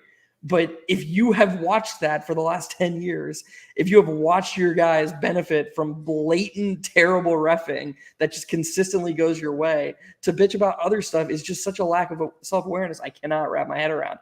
And I literally had someone tag me in a post tonight and be like, oh, remember when Jalen Brunson used to get a good whistle? Like, giving me shit. And it's like, dude, he led the game in free throw attempts. The whistles are down across the league. Like, I thought Brunson was getting bullied tonight again. I thought he deserved to shoot more free throws, but I still don't find it like blasphemous. I think if you watch NBA around the league, nobody's getting foul calls. They're not like, except for the usual suspects. I guess SGA is like in his own little bubble. But like with Embiid hurt, nobody is getting an abundance of foul calls anymore. And it's just like, I'm sorry, like we've been asking all season long for the refs to stop favoring the offense so much. Now we want it to like only work that way for Brunson. He's still shooting plenty of free throws. And I have the self-awareness to admit, like, I think as a Knicks fan, it's reasonable to be like, yeah, Brunson gets a good whistle. Sometimes he hunts contact. Sometimes he uses his craft to trick the refs. That's okay. I watch it. So I get it. And I'm fine with it. If you're a fucking Warriors fan and you're complaining about the refs and you don't understand how beneficial refs are to you in certain aspects, you're kind of an asshole, honestly, or you're just clueless. So what you're saying is Steph is a moving screens merchant? That's all he is? Yes. This is from Brian Benjamin. Brian, thank you for the super chat. At work right now. Missed the game. Like always, shout out my boy Deuce. I had more stock in him than IQ. Well, if you've got stock in him, that shit is booming right now. I'll tell you that. He played awesome tonight. And honestly, he's played really well since he came into the rotation. He still has shit to work out offensively, which will be a ceiling for him unless he can crack through it. It puts a ceiling on him, rather, I should say, unless he can crack through it. But what he gives you defensively is super valuable. And if he's a legitimate catch and shoot plus, like if he's what he is on catch shoot threes this year, which I think is 40% plus, like that's a fucking player, dude. That's a guy that at bare minimum can play a shit ton of minutes for you in the regular season.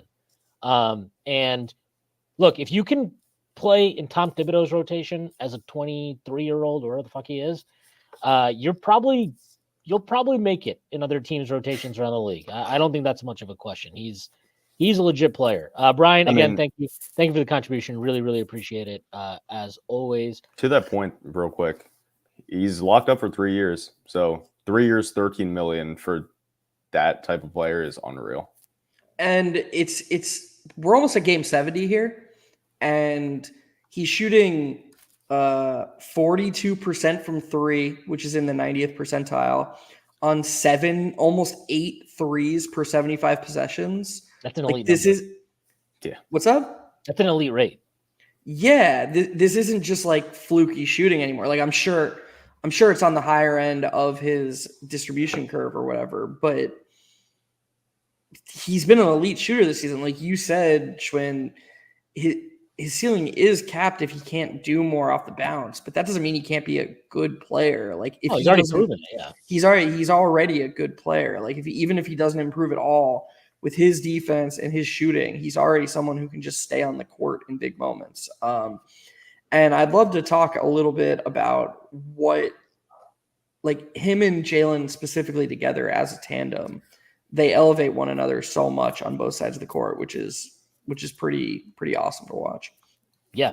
No, they mitigate each other's weaknesses and accentuate each other's strengths, which is super valuable. Jordan Bub posted this. Sorry, Brunson on McBride and Josh Hart tonight. Yeah, he played great. He stepped in tonight, ready to go. His work ethic prepares him for moments like these. That's just who he is. Brunson declined to comment / give credit to Josh Hart. I gotta read this. This is because I can imagine how stupid this question was. Brunson on what to expect in Denver. I don't know. Quick timeouts, high altitude. Did Berman get in there again? Berman is. I do have to tweet something out. Berman, how you, buddy? This Jordan Dude, Bell post. Can we stop? Can we just stop acknowledging that person's existence? Didn't he retire? Yeah, I mean, supposedly. Ogre. Jabba the Hutt. Dude, Get the fuck out of here, bro. I don't know who asked him. I think it was Katz. What his favorite Tom Thibodeau saying or something was. Jesus fucking Christ. Jesus fucking Christ. They showed him. They closed up. They did a close up on him early in the third quarter. He didn't do the Jesus fucking Christ though. He was just like Jesus Christ. But it was good. It was good. Jordan Bell this again. The phrase Kerr keeps repeating throughout his post-game press conference. They just outplayed us. Simple as that. Yeah, the Knicks will it doesn't boil down to just who wants him more, but they got that stretch of plays at the end of the second quarter where the Knicks tipped 3 separate passes or stripped the ball 3 separate times, and it went right to the Warriors each time they got a layup out of it. But those are the type of things where I feel like they can really kill teams that are not fucking mentally locked in, and the Knicks didn't fold. Not at all. They kept their the foot on the pedal? Is that the saying? They pulled away eventually, but yeah, it was a great win again. Real quick to that outplayed point. I think somebody pointed out the Jalen hustle play that I don't know. Draymond got scared by Jalen Brunson somehow and just dropped the ball out of bounds. That was so funny. But I mean, I think Jalen turned the ball over on some stupid cross court pass, and Wiggins had a wide open layup, and Deuce stopped he fouled him and stopped the layup. And then Wiggins missed both free throws, and then we hit a shot on the other end. That's a 4-point swing, and that was pretty late in the game, too. Was at 111.99. So that would have made it a 10-point game. Instead, you get, to your point, they get the bucket, so it sends it out to 14. It's a big deal. It's not nothing at all. It's that's the type of stuff, Jalen's always throwing himself, on the floor. He's taking charges. He's bodying up bigger defenders. And I do think a lot of, the 110% effort we get from the rest of the roster starts with him. Because if your superstar point guard or your superstar is putting their body on the line and diving across the floor and giving it their all for, especially given the minutes he plays, guys are going to see that and then work to that standard as well. And I think it's just a building, or the roster just stacks on itself really well in that way. And credit to Tibs for instilling that as well. This is from JK. The Knicks had one timeout with 7:30 to go in the fourth. Really steady execution from those 5 on the floor to navigate with 0 margin of error. Yeah, for sure. And this is why, dude, Josh Hart, he fumbled that pass out of bounds at the start of the fourth quarter, and I'm like, what the fuck? And then I'm like, you know what? He's literally played every second of this game. You get we will take that and we will move on. I'm assuming this is about Alec Burks. Connor Pearson works as he's cooking those microwave burritos. Kenny Muir would like to see Bojan receive the ball on the move more closer to the basket. Watch him try to create something 28 from the basket. He doesn't have the quickness. Yeah, I mean, and again, I do think Tibbs is also trying to figure out how to use him. You can see him. They're definitely trying to set up some plays for him. He's used him now a few times in the last couple of games, coming out of a timeout on these kind of these pick and rolls, dribble handoffs from the top of the key. But then it's set up for him to kick it out to a shooter. I think he's hit it past to Deuce both times. And I think Deuce maybe has cashed in both times. So it's good to see Tibbs do that. And hopefully that's something that they can increase. Gibson becomes the 28th different player to suit up in an NBA game for the Pistons season. That is a franchise record. Shout out Troy Weaver. Real quick to the point about Bogey running pick and rolls. I mean, those are the times where you would like the center to actually set screens instead of slip, because he especially could use it, being a very slow man as he is.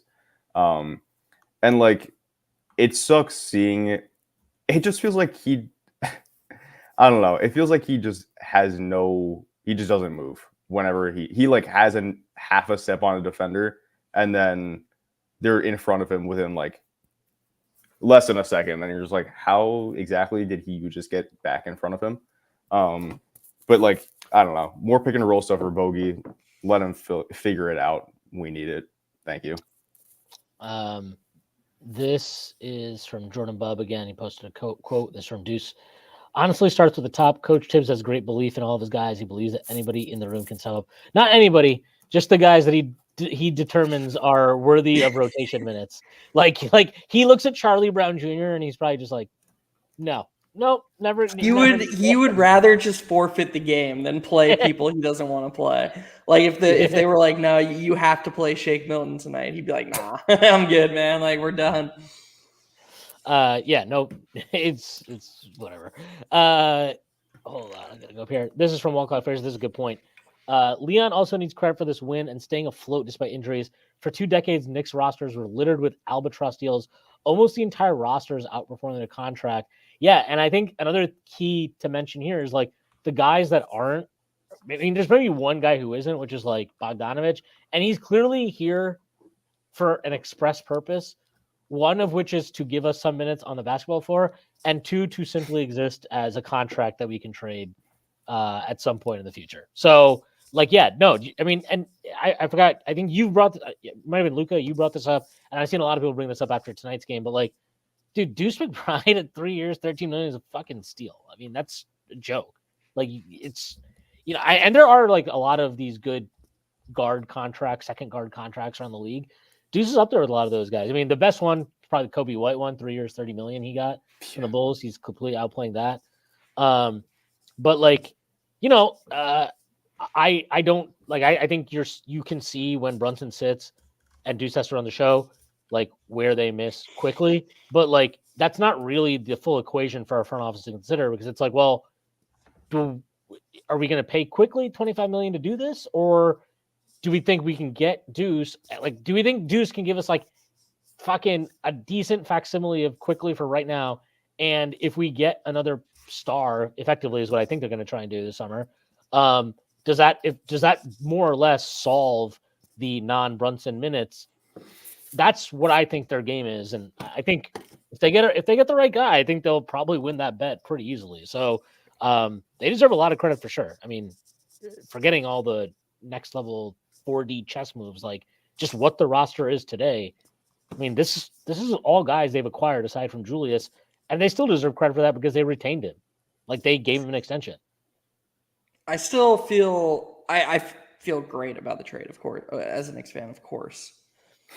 Personally and irrationally, I feel bittersweet because in the offseason, I was in the 1% of Knicks fans who would have snapped up RJ for OG and was telling anybody who would listen that we should trade RJ for OG, and got laughed at by all Knicks fans, and including Yushwin. And I do feel like, I mean, look, the Knicks are, if Quickly, I don't think Quickly is going to get the 25 mil. Although he has, even though he's had some stingers, he's shown actual progress in Toronto, which I'm sure they're encouraged by.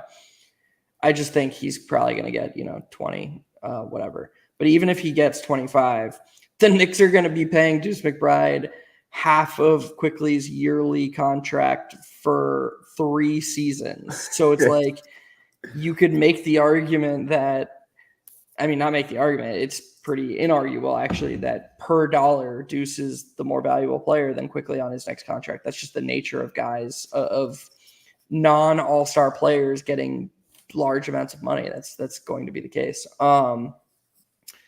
So yeah, I mean, great point by Luca. And if you're watching this, there are a lot of people watching this. People who don't know, Luca is the one doing all the game threads. So follow him on Twitter. He's been carrying Strickland for the game threads this season. I have not been carrying my weight as much, and I'm a piece of shit loser, and Luca's the GOAT. So give him a follow. He's Knicks Tape on Twitter. Appreciate that. So support him. Cam Thomas is Langston Galloway. Do not disrespect Langston Galloway like that, please. Good guy, Langston. Good guy, Langston. Tay 2-1-2. Precious gets a pass. He was taking on the Tibs challenge. Teams probably got a feel on how to scheme him. Yeah, I mean, look, I think in general, I just think that Chris Paul, Trace Jackson Davis pick and roll has been really good for the Warriors recently. And he's a tough cover. And I just think, look, Precious, he had a bad game. It's what it is. Like he had a bad game. And it happened. So like, I'm not going to get on him because I still think like his effort was there. He got a couple offensive rebounds. Like he was all right. I mean, he had 9 boards somehow. Yeah, I mean, he competed. Like he's going to give you good effort. It's like, he had a bad game. It happens. But that's, Hartenstein had bad games when he initially came back from injury and other guys lifted him up. So that's how it works right now. And they have to compete with him. So yeah, I agree. I'm not even giving him a pass. I just think it's like he had a bad game and that's fine. I've seen enough of him where like, like Deuce had a couple bad games in a row, I thought. And I wasn't really that worried about it because I'm like, yeah, it's fine. He's young. He'll figure it out. It's part of his entire growth process. I will say the end of shot clock brick that he had that we got bailed out on was kind of funny. Like, I think he like bricked and Trace Jackson Davis like barely grazed his arm or something, and he got the 2 free throws. That was the offensive performance was less than ideal, but like you were saying, Schwinn, like it's not even a pass thing. He's kind of just earned the right to have this game overlooked. Yeah. I mean, it's just he's done enough. So, I'm happy with what we've gotten from him, and I'll deal with him having off nights like tonight if that's what it is. Deuce, Tay 1-2-2. Deuce with the throw showed out. Yes. First, it was really funny. He shot a free throw with that little like strand in his eye at one point. That was really funny to me. JK, Tibbs can't play Brunson 40 plus anymore, so he punished us by giving Burks the green light to shoot 1,000 pull-up threes. But he's not even taking threes. It's just like pull-up long middies that he's bricking. Yes. The Burks thing, the day Randall gets back, I just hope that immediately Burks is sent to the fucking Knicks version of the Gulag, Westchester. Jason Aravallo. Steph got a tap on the hand and it was a foul. Brunson got whacked in the head and just held the whistle. I mean, look, I just say this like Steph got fouled on a 3 in the first quarter and they didn't call it. I'm sorry, I always have to be this asshole, but no, but the Knicks, like I genuinely agree. Like I was a little worried at the start of the third quarter that the Knicks were about to get fucked on the officiating because they picked up 3 fouls like in the first 3 minutes pretty quick, and 2 of them were bullshit, I thought. But end of the game, the Knicks, I think how many of those were intentional free throws? They got like 2 intentional. I got 4, right? So if you want to just say the competitive free throw portion of the game, the Knicks attempted 16, the Warriors attempted 18. Like it wasn't. You're always going to focus on the ones you didn't get, your guy didn't get. But I thought overall the officiating, they basically were just like, we're not going to call a lot, and you guys adjust to that. Like the Kings game was fucking. I mean, that was bad.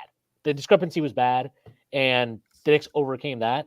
They didn't have to overcome the officiating, not to the same degree tonight. Even if, like, on balance, I do think the Warriors probably edged it in terms of favorable calls. But like, they're the home team, so you kind of have to expect that's just going to happen. And you have to deal with it. And the Knicks, again, I can't say enough. Like, I've thought that at times Brunson and other guys in the team have let the officiating get to them. These last 2 games, they've not let that happen, and they deserve a lot of credit for that because when you let things like that get under your skin and affect everything, that can really fuck you up more than anything else.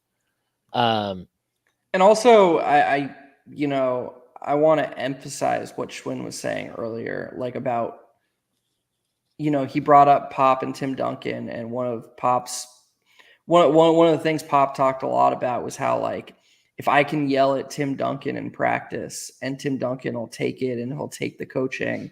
If you're somebody, the whole team is worse than Tim Duncan. So if you're watching Tim Duncan do that, you just naturally fall in line. You have no other choice. If you're a Knicks player and you're watching Jalen Brunson just get murdered, like just spend an entire game trying to put the team on his back, and the other team is blitzing him every play. They're putting Jonathan Kuminga and Andrew Wiggins on him, these huge guys just bodying him. Gary Payton, as Schwinn said earlier, playing football. And Jalen Brunson's, just he's getting frustrated sometimes, but for the most part, he's getting up and he's working hard. You have no choice but to fall in line and to work your ass off and not complain about anything. And that inherently is leadership without even saying words. So that's hugely valuable. Except Josh, he's allowed to complain about everything. But that's just like he has to complain and then he has to move on with his life. That's just. Well, then he just. I mean, I also thought he got an awful whistle tonight.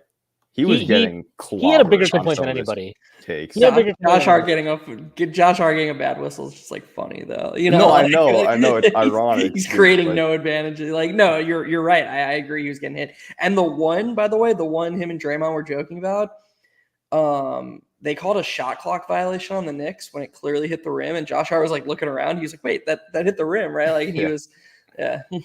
The rest were just. You could just tell guys around the league just like there was, you could tell. So at the end of the third quarter, we got that steal, and then Deuce kicked it out to Hart, who was wide open on the wing, and you could tell for like 3 seconds he was like, "Should I?" Like, and he's like, "No, let me not do it." They reset it, whatever. But coming out of to start the fourth quarter, he was like lined up, kind of right next to the Warriors bench. You could see Gary Payton was the second he was talking to him, and he was like pointing over at the spot, and he was definitely like, "Why don't you shoot it, dude? Like, why don't you shoot it? You're wide open." And you could just tell, like, but Hart has that kind of like rapport with just. It seems like everybody around the league just like loves talking to the guy. I don't think I've ever seen Draymond like smile next to somebody he's competing against in my life instead of like duffing them in the head. But he and Josh had a couple of laughs tonight. Draymond's cool when he's like Brunson got him a few times. And like the one thing Draymond does really well is if the other guy is like too good, he'll just like put his head down and run back on defense. So you can tell he has like respect for the guy. Like, and there were a few really cool possessions where Draymond played really good defense. And it just didn't matter because Brunson's so skilled. And Draymond was just like kind of shrugged his shoulders and was like, "All right, too good." It's like in Seinfeld, you know? Yeah. I don't know if you guys are. There's no way Luka knows that. It's not a reference. I'm not Tyrese, right? No, but like I think Draymond's entire thing is like it's basically like, if he respects you, it's fine. But if he doesn't respect you, then he's just like will treat you like subhuman, which Rudy Gobert unfortunately knows too well. I saw somebody tweet like a video of like, or it was like a GIF of like some dude murdering another person. And they were like, "This is Draymond trying to get on the pod with LeBron." like this is what he's gonna do to JJ, right? By the way, I obviously everybody's heard about it. That clip that was released of like Redick and LeBron talking about defending the blob action or something. Dude, that pod is gonna be so fucking awesome for people who like love basketball. Like, just if that clip is any holy shit, like if you're not listening to that, it's just like how to get smarter about the NBA basketball 101. I mean, obviously it's okay if you don't care about it at that level, but if you're like a nerd, if you nerd out about NBA basketball, that podcast is gonna be unbelievable. It'll likely be good for clutch clients too, I imagine. Jordan Bubb, Steve Kerr coaching decision replacing Jonathan Kuminga for Wiggins in fourth doesn't make sense. I think he was kind of sick of Kuminga tonight. And I like Wiggins was not good either, so whatever. But like, I thought Kuminga was bad tonight, man. I don't even remember. Did he do anything on defense? Did he get a rebound? Like, I think he got one rebound, but he just kind of like played like an asshole. As weird as that sounds. He was very much like, "I'm gonna get mine." And okay, I actually have a question for you guys. So we've all seen it. We've all watched the Warriors for 10 years. Draymond gets the ball in the mid post with his back to the basket, and somebody either pops open for three or goes across down the free throw line and gets a layup. He found Clay for a layup on this exact action. We've all seen it a million times. Why is the defender so close to Draymond Green? Can you explain that? Is it because if you back off him, somebody will just run into a dribble handoff and get a wide open three? That's what I think it is. Because Draymond Green is never looking to score ever. Yeah. He's never once looking to score there. I had him on my fantasy team last year. I know he's never looking. I got a lot of like 4 points, 12 assists, 9 rebounds. I'm like, what the fuck is his line? I did love his corner three with the backpack on today. That was hilarious. The backpack jumpers are so good. I think that shit, as soon as it left his hands, I was like, "There's no if that goes in, fucking now I know God doesn't exist." If that shit got like that was ridiculous. As soon as it left his hands, I was like, that looks like if it grazes the underside of the rim, I'd be shocked. I'd be shocked. It was so bad. I mean, he took 7 shots tonight, which is probably the most field goal attempts he's taken in like a year and a half. High usage game for Draymond. Yeah. I mean, I do feel like an obligation because I was like shitting on him for his moving screens. His defense is like he basically is out there to make sure Steph Curry doesn't look stupid. Like Steph Curry's defense used to be underrated, prime Steph Curry. People used to like go at him and like he was actually sneakily good. He's a really good rebounding guard. Sneaky so that, good like, athlete, first guy in, last guy out. Yeah, nice. Yeah. First guy in the gym, last guy out. Yeah. Want him to marry my daughter. Yeah. But right now, like Steph isn't, he's just not as good at defense as he once was. And Draymond's role is basically like, okay, you're going to guard your guy, but also like be near Steph in case something happens. And he did that all night. And he was just, it was always like, oh, well, what if they get by Steph? And it's like, oh, Draymond's right there. The play you brought up earlier, Schwinn, was such a good example of that. Steph was on Brunson and Brunson caught Draymond off the ball leaning. And it was just, he created a step for Boyan and Boyan got a step and it didn't matter at all. Like it just didn't matter the slightest. That's why I was so annoyed when you passed it. I'm like, no. I'm like, no, you got the fucking matchup you want. Just go attack Steph. Like that is literally the entire thing you've been working the last 3 possessions to get. Please do it. But like Steph is he's like 36 now. All these guys, doesn't matter how well conditioned you are, doesn't matter how great you were. Like LeBron at a certain age in like his mid 30s was like, I'll do the defense when I want to do the defense. And like it's what it is. Like, so yeah, I mean, to your point, I totally agree there. Jalen Brunson on creating unheard of angles. I don't know. I see it and I just try it. Things just happen. Dude, shout out Jordan Bubb. I'm pretty sure, I could be wrong, but I'm pretty sure he's just been quoting his post-game interview with ESPN, which is like the coolest thing ever. Like he's just like, oh, dude, I got to get this down and get it in the Strickland chat. So it's fucking awesome. Shout out Jordan Bubb. Yeah, thank you, Jordan. Always a loyal listener. Getting to the end of the comments here, so we can probably wrap up in a little bit. It took Jalen Brunson just 131 games to crack the Knicks' all-time top 50 scorers. Brunson's 50th with 3,370 points and counting. Here's one for you. Who ends up with more career Knicks points, Jalen Brunson or Julius Randle? Brunson. I think Jalen, yeah. Yeah, I would say Brunson just because like I can't see him ever getting traded. Whereas I can still It'll be a long time. Yeah. I still can see a scenario where Randle gets traded. Yeah. So that would be my answer to that. Actually, I think Brunson's just gonna retire a Nick. Probably. I hope you're right. That'd be nice. And also Dante's getting closer to breaking the single season 3-point record. Thank God. I want that Frenchman erased from the record books. Yes, Dante. Luke is so funny, man. Like he's like the nicest kid ever, and then randomly he just fucking hates on somebody. It's so out of nowhere. It's like, where did that come from? I mean, I love you saw the I posted Hallie's box score on. Yeah, I saw. Yeah. And I was like, in general, I was like, I feed on the hate. I was like, where does this come from? Dude, you were hating on the fucking Magic the other night, and I was like, like who cares? I feel like that I just can't stand the Magic. I think they're way too cocky for a team that just hasn't done shit yet. Yes. You know who's super cocky on that team in an annoying way is Jalen Suggs. You know who else is Mo Wagner? I fucking hate Mo Wagner. Oh, yeah. Wagner isn't cocky. This is like his old thing. He's like a fucking troll. He's gonna troll since college. Yeah, that's just what he is. Like, Schwinn's willing to dive into the nuance because the guy went to the University of Michigan. Well, look, I actually suggested a couple years ago that Wagner would be like a decent ad on the Knicks as a stretch 5. People were like, "You're just saying that because he went to Michigan." I'm like, no, I'm saying that because he's got like a fucking 62 true shooting for his entire fucking career. Like, this is why I'm saying that. And yes, he's annoying. You know who else would be annoying if they weren't on the Knicks? Josh Hart. That should be annoying if he wasn't on the Knicks. That's true. My one of my closest friends' wife, she watches a lot of sports with him. My buddy is like he gambles full time on sports, and so they watch a lot of sports together. And they were watching March Madness, 6 years ago, whenever he was at Michigan, and she decided that she hated Mo Wagner's face. Like she was like, he's got the dumbest face of all time. And so she was like, I don't like him. Like I'm picking him out and I don't like him. And then so I used to live with this guy, and she was over one day, and my buddy was just like, I've got bad news for you. And she was like, what? And he was like, there's another one of those people. And so she like the whole season was like, oh, I hate Franz. So now she hates Franz. And they're on the same team, which makes it so much worse. Yeah, we can end with this one right here. This is from Jordan Bubb. Would you be surprised if the Knicks beat Denver in high altitude chamber known as Denver on Thursday?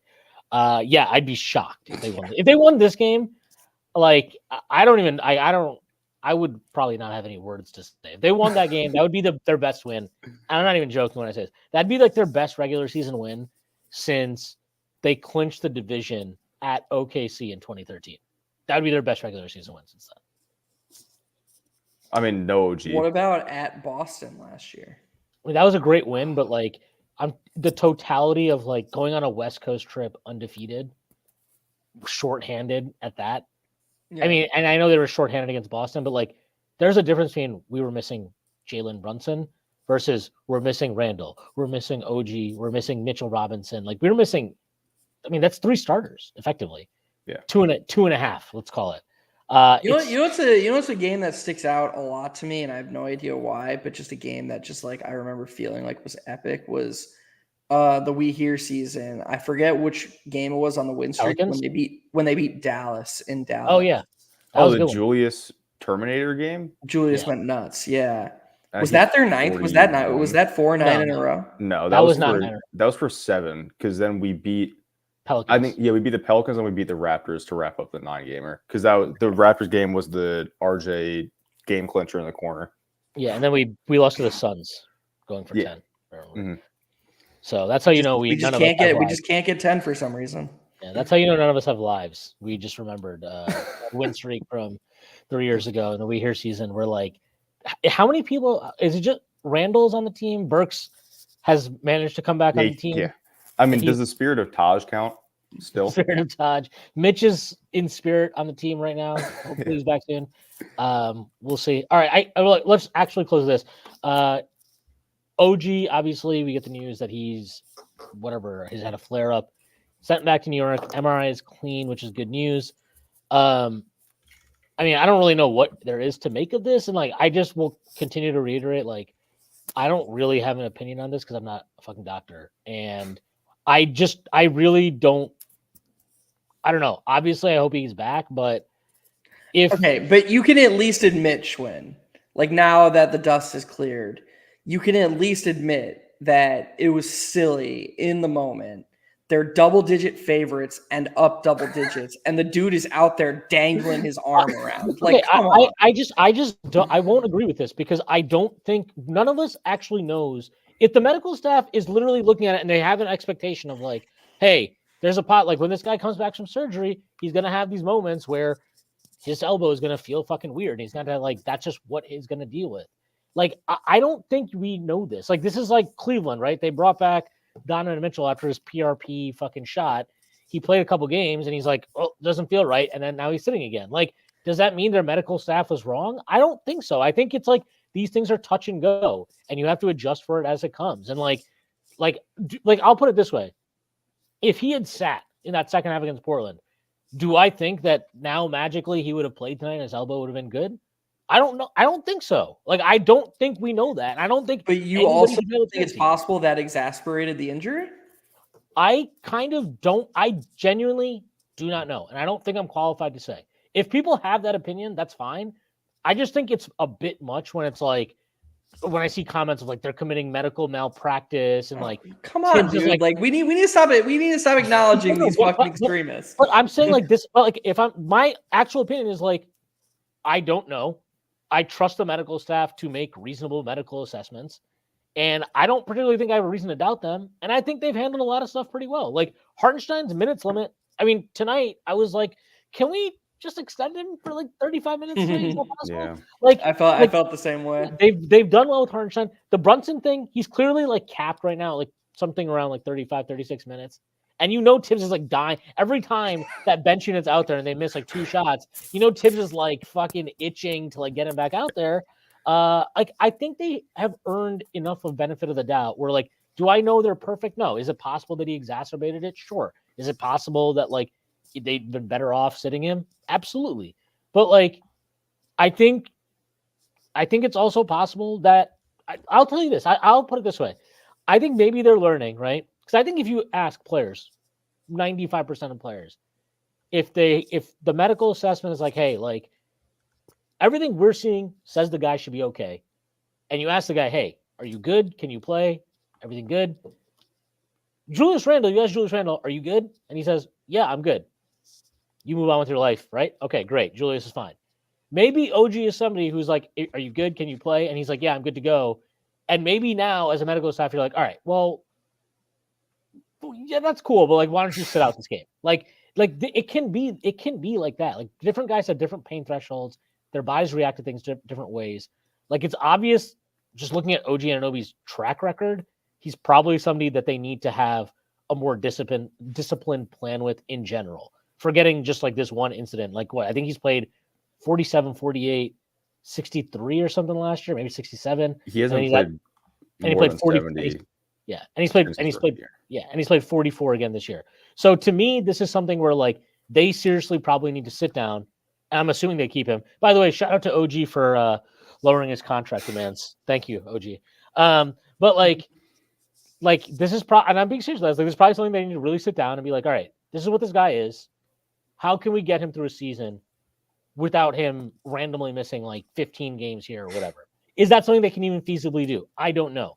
But that's what they get paid money to do. And I'm assuming if Kawhi Leonard can magically discover how to play basketball consistently again for 70 games in a season, and Paul George can magically discover how to play basketball for 70 games in a season again, that one day, I believe in the great state of New York, OG Anunoby can figure it out. That's where I stand on it. I don't, if people have an issue with that, of how they handled it, I get it.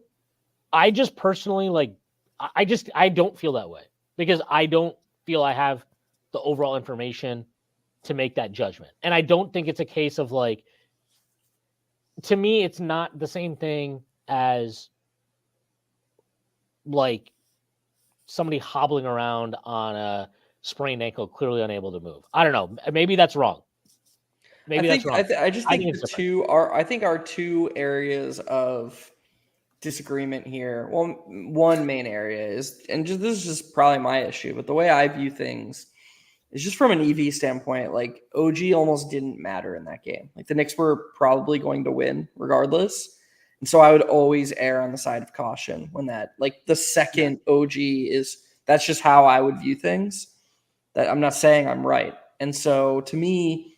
There's just, and I said this on the post game when we talked about it, or maybe that from an aesthetic standpoint, when one of your most important players is out there, like literally his arm is dangling. And to your point, you could be right. Maybe that is just like a normal side effect. I don't know. I just don't think it's a great look when you're playing a really bad team that you're going to beat regardless. He looks like that. You keep him out there. Not only do you keep him out there, he played like the majority of the second half. And then less than a week later, he's missing games for that reason. Like, I just think that it would have been incredibly easy to just be like, all right, we've got this opponent, take a break. But you're obviously right too. I'm not claiming to know that is the reason he sat out tonight is because he played that second half. That would be ridiculous. I obviously don't know that, and I'm totally open to being wrong about it. I'm just saying, gun to my head, I'd probably just sit him.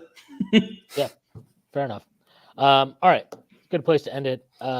Thank you for everybody that rocked with us today in the post game. Seems we had a pretty good turnout. Thank you for all the comments to everybody. Appreciate you guys listening. If you have not done so, hit like, subscribe to the channel. Obviously, that's a huge help to us.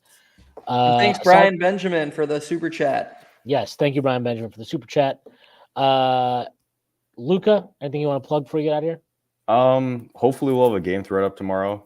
Jeff, I don't know if you have time to take that. I have classes all day, so I can try and figure something out. Yeah, I know. There'll be a thread up at some point. We'll cover something. Hey, you guys have an extra day because we don't play it. That is true. There you go. Yeah, just be on the lookout for something from one of us tomorrow on this amazing incredible Knicks win. Awesome. Jeff, anything you want to plug before you get out of here? Keep following Strickland, guys. If you don't follow, us on all the social stuff, I've noticed we don't do the Instagram reads anymore, but I think that we have an Instagram. So We do. Instagram.